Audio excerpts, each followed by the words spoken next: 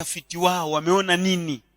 Sasa huko ndo ambako kumetokea editing kwenye mambo hata naamini ya theolojia. Yes, ndio watu wanakaa wanasema I can see it's like there is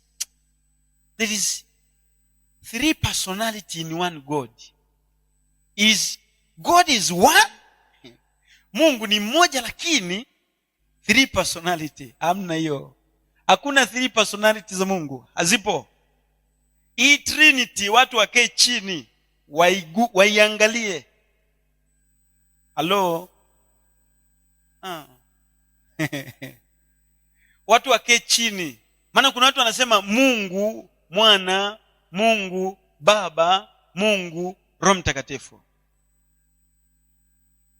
Nikajaribu kutafuta kwenye Biblia yote nipate neno Mungu Roho Mtakatifu, nikaikosa.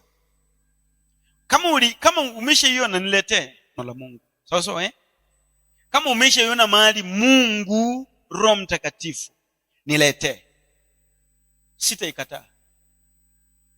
Lakini kwenye Biblia utakachokikuta Roho wa Mungu, Roho wa Bwana, ndio tukikuta kwenye Biblia.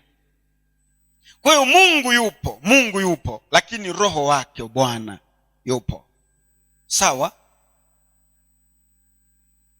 Mungu anakuwa Mungu. Sio kwamba tayari ile ni no. Ile ni title ambayo yule Roho kapewa. Kama ilivyo roho ya hekima, kwani roho ya hekima si roho ya Mungu? Hata